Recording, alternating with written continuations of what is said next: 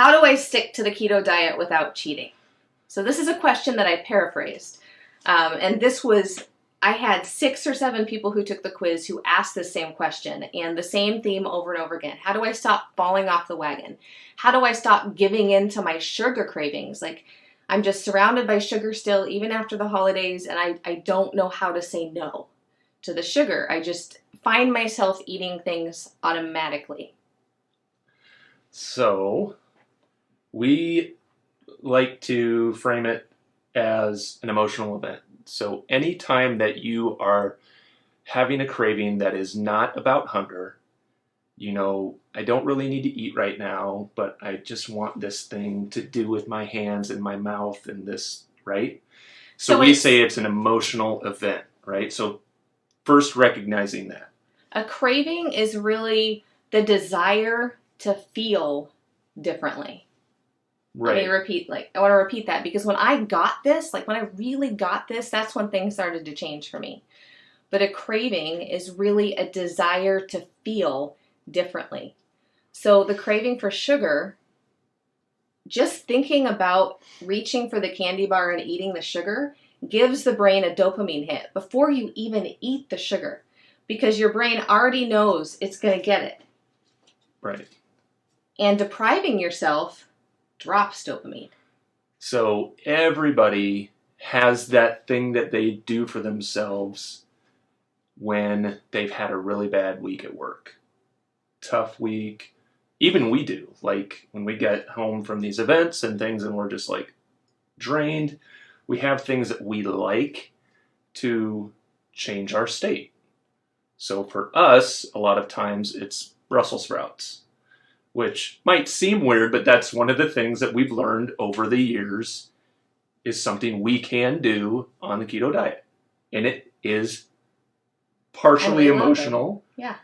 And it changes our frame of mind. It changes our state. It is an emotional event for us. But it's a healthy one, right? So a lot of people haven't found that for themselves yet. They still reach for alcohol in excess.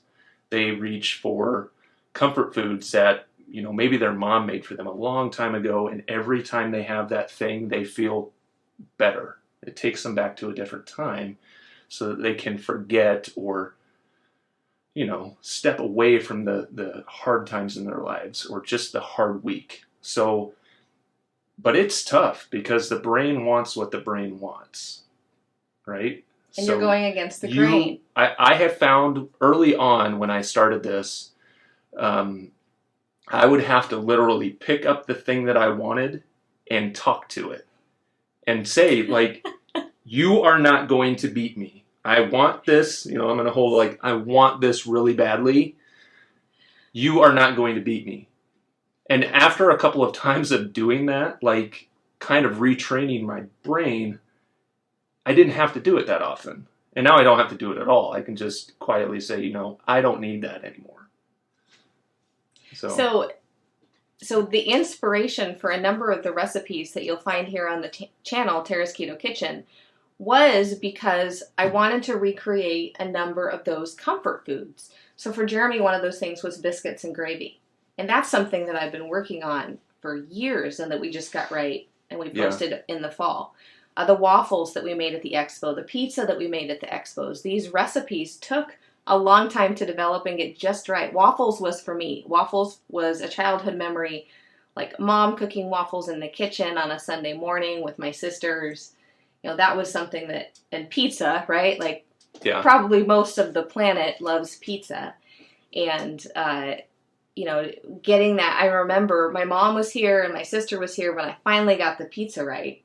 And I was just over the moon and ecstatic because I had been working so long and hard on that. But finding those foods is my point.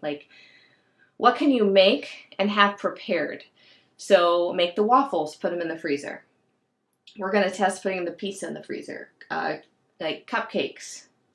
Cupcakes on the channel. Mm-hmm. There's all kinds of keto foods and keto options out there that are very satisfying.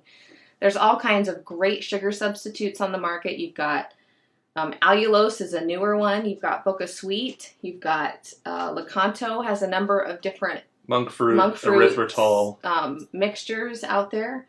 Stevia. Yeah, so there's all kinds of options. So how do you stick to the keto diet without cheating? There's a lot of things going on. First you've got to figure out what do you want to change about how you're feeling right now? You're having an intense craving, you really want to give into it.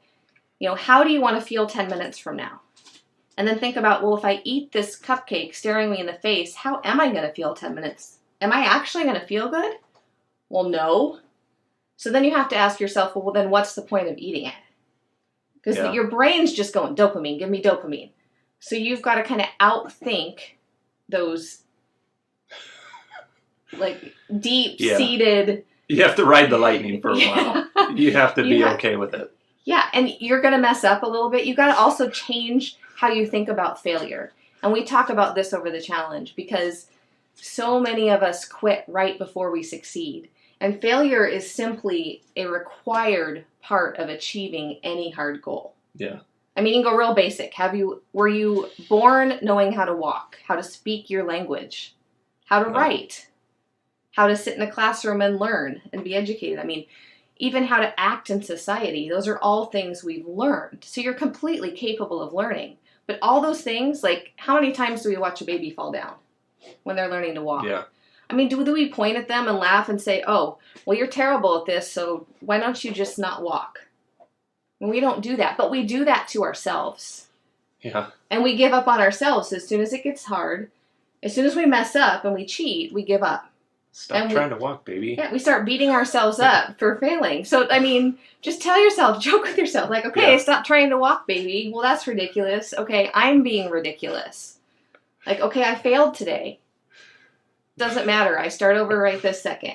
You kind of got to feel through the pain of the failure so you remember it, so you don't repeat the same mistake over and over again. But then you've got to get out there and you've got to try again. You've got to think of a different solution. So, for example, my birthday's next month. I'm going to be 40 years old next month. So I'm going to make my birthday cupcakes because in past years I've gone off keto to eat the cake. Yeah. And I regretted it. So I've learned. Yeah, 3 years in. Yeah, I was thinking about the math. 3 years in. This will be the third one on keto. Then I'm going to make my chocolate cupcakes, keto cupcakes, because they're really good. And I'm going to work on a chocolate fudge frosting because that's not something that I have out there yet. So how do you stick to the keto diet without cheating? It takes some hard work. It takes some reframing of how you're thinking, catching of your emotions, reframing of failure.